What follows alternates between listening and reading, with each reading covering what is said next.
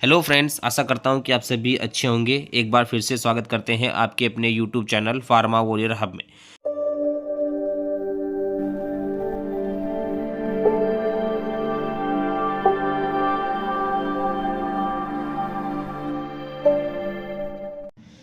तो फ्रेंड्स, जैसे कि आपको पता है यानी 26 फरवरी 2025 यानी कल क्या एग्ज़ाम हो चुका है, यानी एम्स CRE 2024 का एग्ज़ाम हो चुका है। तो उसके रिगार्डिंग हम बात करने वाले हैं, उसके कुछ मेमोरी बेस्ड क्वेश्चन के बारे में बात करेंगे इस वीडियो में। तो फ्रेंड्स, आप देख सकते हैं यहाँ पे क्या कुछ जो मेमोरी बेस्ड क्वेश्चन है उनके बारे में बात करेंगे, क्या क्या क्वेश्चन रहे हैं कल के एग्ज़ाम में, वो सभी बात करेंगे इस वीडियो में। तो फ्रेंड आइए आगे बढ़ने से पहले आपसे रिक्वेस्ट करना चाहता हूँ, यदि आप हमारे चैनल पर न्यू हैं तो सब्सक्राइब कीजिए, लाइक कीजिए और शेयर कीजिए और बेल आइकन को दबाना ना भूलें ताकि आने वाली हर वीडियो का नोटिफिकेशन आपको मिलता रहे सबसे पहले।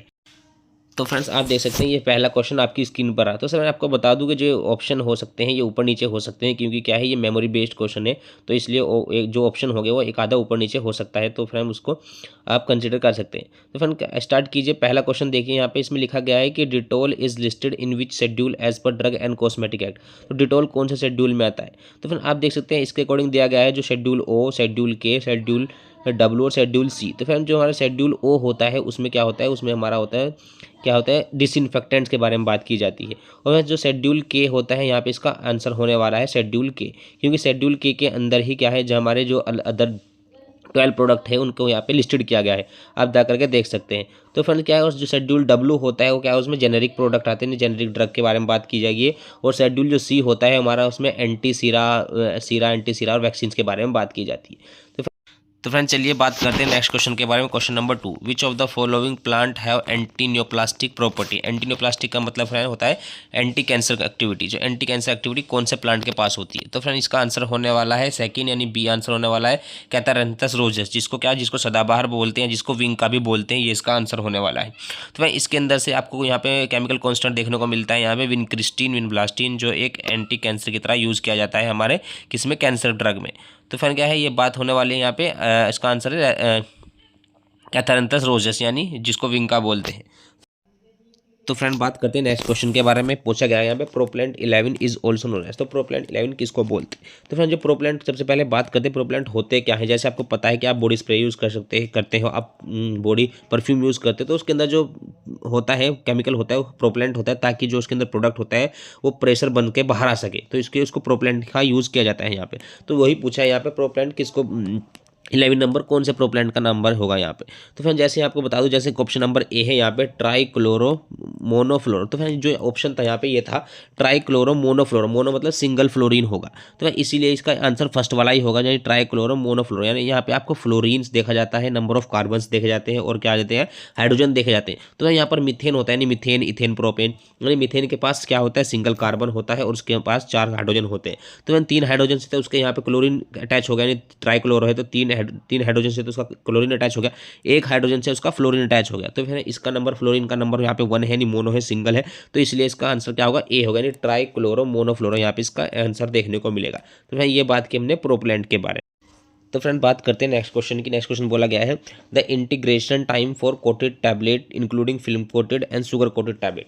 तो जो शुगर कोटेड टैबलेट होता है उसका जो डिसइंटीग्रेशन टाइम होता है वो कितना होता है, वो 60 मिनट होता है, यानी क्वेश्चन नंबर यहाँ पे आंसर नंबर A होगा इसका। तो फ्रेंड क्या है, डिसइंटीग्रेशन का मतलब होता है छोटे छोटे टुकड़ों में डिवाइड हो जाना, उसको डिसइंटीग्रेशन बोलते हैं। फ्रेंड जैसे हमारे सॉफ्ट जेलिटिन कैप्सूल होता है उसका डिसइंटीग्रेशन टाइम क्या होता है, हमारा 1 घंटा होता है, और जो हमारा हार्ड जेलिटिन कैप्सूल होता है उसका डिसइंटीग्रेशन टाइम 30 मिनट होता है। तो ऐसे ही यहाँ पर क्या है, जो शुगर कोटेड टैबलेट होती है इससे क्या है, इसमें बहुत सारी लेयर होती है। पहले इसमें फिल्म कोटेड होती है, सील कोटिंग होती है, फिर इसमें शुगर कोटिंग होती है। तो इसका जो डिसइंटीग्रेशन टाइम है उसको कम से कम 1 घंटा तो लगता ही है। तो ये इसका आंसर A होने वाला है, यानी इसका जो डिसइंटीग्रेशन टाइम है वो कितना है, 60 मिनट है।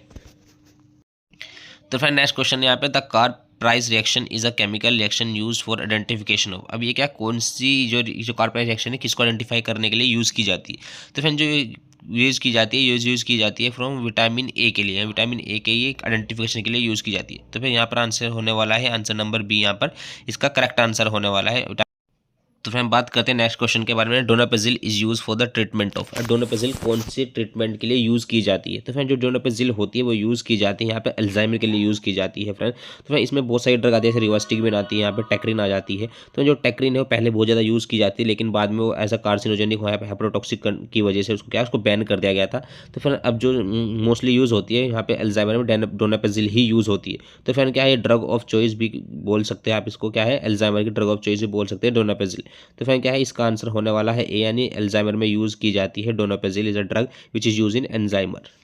तो फिर नेक्स्ट क्वेश्चन चलते हैं। तो grey baby syndrome occur due to. तो फिर क्या है, जो ग्रे बेबी सिंड्रोम है ये क्या है, एक क्या है टॉक्सिसिटी होती है एक ड्रग की, उस ड्रग का नाम बताना है आपको। तो फिर ड्रग होने वाली है यहाँ पे क्लोरामफेनिकोल, यानी इसका बी आंसर होने वाला है, यानी क्लोरामफेनिकोल। क्लोरामफेनिकोल एक ड्रग है जिसकी वजह से क्या हो जाती है, टॉक्सिसिटी हो जाती है, जिसको ग्रे बेबी सिंड्रोम के नाम से जाना जाता है, आपने सुना होगा। तो फिर हम क्या है, ये मोस्ट इंपोर्टेंट क्वेश्चन जो हर एक एग्जाम में पूछा जाता है। तो इसका आंसर होने वाला है यहाँ पर बी, यानी chloramphenicol is a drug due to which the grey baby syndrome is occur. तो फ्रेंड चलते हैं नेक्स्ट क्वेश्चन पे। तो नेक्स्ट क्वेश्चन है friend, red man syndrome occur due to. तो फिर रेड मैन सिंड्रोम किसकी वजह से होता है? तो फिर ये भी क्या है, टॉक्सिसिटी, जैसे हमने लास्ट क्वेश्चन में पढ़ा है क्लोरामफेनिकोल की वजह से क्या हो जाता है, ग्रे बेबी सिंड्रोम होता है। तो ऐसे ही ये भी क्या है, टॉक्सिसिटी है, एक ड्रग की वजह से टॉक्सिसिटी होती है। तो उसकी उस ड्रग का नाम बताना है यहाँ पर। तो यहाँ पर ऑप्शन नंबर डी गिवन नहीं है, वही इसका आंसर है। तो ऑप्शन नंबर डी में यहाँ पे गिवन था फ्रेंड वैनकोमाइसिन। तो वैनकोमाइसिन ही क्या है, ये ड्रग है जिसकी वजह से रेडमैन सिंड्रोम देखने को मिलता है। तो यहाँ ये भी टॉक्सिसिटी है as that of the chloramphenicol जैसे। तो ऐसे वैनकोमाइसिन की वजह से क्या है, यहाँ पर रेडमैन सिंड्रोम देखने को मिलता है, यानी उसकी जो फेसेस होता है वो रेड होने लगता है उसको, तो इसलिए उसको रेडमैन सिंड्रोम बोला गया है। तो इसका आंसर होने वाला है डी, यानी वैनकोमाइसिन। तो चलते हैं नेक्स्ट क्वेश्चन की ओर। तो फिर यहाँ पे क्वेश्चन दिया गया है, air entrapment in granules can cause. तो एयर अगर इंट्रैप हो जाए ग्रेन्यूल के अंदर तो उसके कारण क्या हो सकता है? तो फिर ये पूछा गया है यहाँ पर। तो फिर यहाँ पर डिफरेंट आंसर दिए गए हैं, लेमेंटिंग, कैपिंग, चिपिंग और पिकिंग। तो फिर क्या आपको बता दूँ, इसका जो आंसर होने वाला है वो होने वाला है कैपिंग।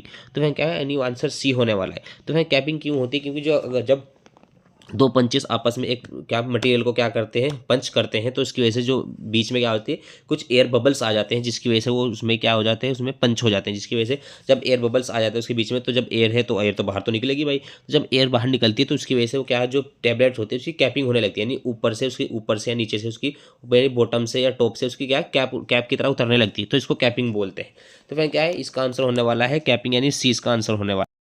तो चलते हैं नेक्स्ट क्वेश्चन की ओर। तो यहाँ पे पूछा गया है, which of the following is not a method of wet granulation. तो वेट ग्रेनुलेशन में कौन सा मेथड नहीं होता, यानी ब्लेंडिंग होता है यहाँ पर स्लगिंग होता है यहाँ पर फ्रेंड्स, और क्या होता है यहाँ पर।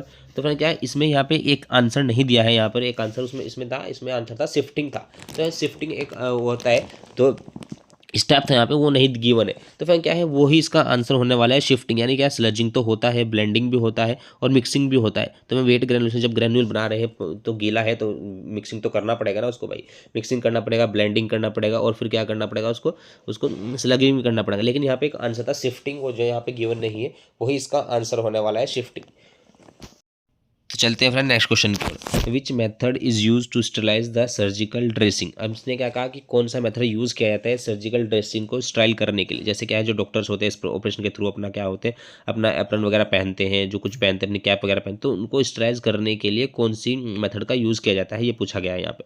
तो उसको स्टराइज करने के लिए आपने देखा हो, कभी कभी आप हॉस्पिटल गए होंगे तो वहाँ पर ऑटोक्लेव रखा हुआ होता है, तो वह वही ऑटोक्लेव यूज़ किया जाता है यहाँ पर सर्जिकल ड्रेसिंग को स्टराइज करने के लिए। तो वह इस ऑटोक्लेव में क्या पानी का यूज़ किया जाता है, तो इसके लिए इसलिए इसको क्या बोलते हैं, इसको मॉइस्ट हीट बोलते हैं। क्या बोलते हैं, इसको मॉइस्ट हीट बोलते हैं। तो इसलिए इसको यहाँ पर आंसर होने वाला है फ्रेंड बी आंसर होने वाला है यहाँ पर, यानी मॉइस्ट हीट मेथड यूज किया जाता है for sterilisation of the surgical dressing. तो फिर नेक्स्ट क्वेश्चन पूछा गया है, which of the following is a killed vaccine. अब कौन सी किल्ड वैक्सीन ये बताना है आपको। तो जहाँ पे यहाँ पे देखा है ऑप्शन ए यानी BCG, टेटनस और जो स्मॉल पॉक्स होती है, ये क्या होती है, फिर लाइव अटेन्यूएटेड वैक्सीन होती है ये। तो फिर क्या है, यहाँ पर जो आंसर होने वाला है वो सी होने वाला है, रेबीज, यानी रेबीज यहाँ पे क्या होता है, किल्ड वैक्सीन होती है, यानी जो इसमें जो बैक्टीरिया होते हैं वो किल्ड बैक्टीरिया होते हैं, इसलिए इसको किल्ड वैक्सीन बोला जाता है। तो फिर जो विटामिन रेबीज होती है वो किल्ड वैक्सीन होती है। जैसे आपको पता है जब रेबीज किसी को हो जाता है तो क्या होता है, वो सही नहीं होता। तो फिर क्या है, इसमें किल्ड वैक्सीन हो, तो इसीलिए इसको बोलते हैं कि ये क्या है, ये किल्ड वैक्सीन होती है। यहाँ पे आंसर जो होने वाला है वो सी होने वाला है, जिसको किल्ड वैक्सीन बोलते हैं। तो चलते हैं फिर नेक्स्ट क्वेश्चन की ओर। Which of the following is contraindicated with ACE inhibitor. तो मैंने ऐसी कौन सी ड्रग है जो नीचे दी हुई ऑप्शन है उसमें से ऐसी कौन सी ड्रग है जो क्या कॉन्ट्राइंडिकेटेड होगी एस इनहिबिटर के साथ। तो एस इनहिबिटर के साथ कौन कौन सी ड्रग कॉन्ट्राइंडिकेटेड ये देख लीजिए यहाँ पे। तो जो स्पाइरोलैक्टोन होगी ये क्या है, ये क्या डायरेटिक है, और जो फ्यूरोसिमाइड ये भी डायरेटिक्स है। तो जो डायरेटिक्स होती है उनको हम मोस्टली यूज़ करते हैं, जो हमारे हाइपरटेंशन होता है उसमें यूज़ करते हैं ताकि बीपी को हम लो कर सकें। तो फ्रेंड क्या है, एस जो एस इनहिबिटर है ये भी क्या है, ये भी एंजियोटेंसिन कन्वर्टिंग एंजाइम इनहिबिटर है। तो ये भी क्या है, इसको भी हम बीपी में यूज़ कर सकते हैं, इसको भी हम बीपी में यूज़ करते हैं मोस्टली। तो फिर क्या है, दोनों ही क्या है, दोनों ही ड्रग क्या है, दोनों ही ड्रग यहाँ पे क्या है बीपी को लो करेगी। तो फिर अगर दोनों ही ड्रग को एक साथ दिया जाए तो दोनों का काम क्या है, सेम है। दोनों का दोनों अगर दोनों ही ड्रग एक साथ दे दे तो दोनों का कंबाइन इफेक्ट हो जाएगा, जिसकी वजह से जो हमारा बीपी है वो बहुत ज़्यादा नीचे आ जाएगा, यानी हाइपो कंडीशन हो जाएगी, देखने को मिल जाएगी, जिसकी वजह से क्या है सीवियर हाइपोटेंशन हो सकता है, जिसकी वजह से क्या होता है ये सीवियर हो सकता है और ये क्या ये खतरा हो सकता है। तो इसलिए फ्रेंड यहाँ पर हम फ्यूरिसिमाइड और स्पाइरोलैक्टोन एक साथ यूज़ नहीं कर सकते। तो फिर यहाँ पर आंसर देखने को मिलेगा, यहाँ पर हमारा ए मिलेगा, नहीं स्पाइरोलैक्टोन हम क्या है कॉन्ट्राइंडिकेटेड होती है विद ए। तो फ्रेंड यहाँ पर आंसर होने वाला है an spironolactone is contraindicated with ACE inhibitor. तो फ्रेंड्स क्या है, ये देखे आपने 15 क्वेश्चन देखे आपने मेमोरी बेस्ड क्वेश्चन, यानी जो कल एग्जाम हुआ है, यानी 26 Feb 2025 को जो एग्जाम हुआ है एमसीआरई का, उसके कुछ मेमोरी बेस्ड क्वेश्चन थे। तो फ्रेंड मिलते हैं नेक्स्ट वीडियो में और कुछ लेकर के आऊँगा आपके लिए, ऐसे जो फर्दर क्वेश्चन है उनके बारे में डिस्कस करेंगे, मेमोरी बेस्ड क्वेश्चन के बारे में। तो फ्रेंड आशा करता हूँ वीडियो आपको पसंद आई होगी, अच्छी लगी होगी। तो फ्रेंड अपने फ्रेंड के साथ जरूर शेयर कीजिए ताकि आपका फ्रेंड भी यहाँ से कुछ रिव्यू कर सके। तो फ्रेंड मिलते हैं नेक्स्ट वीडियो में, तब तक कि आप मस्त रहिए, स्वस्थ रहिए, मुस्कुराते रहिए। Thank you friends and keep supporting.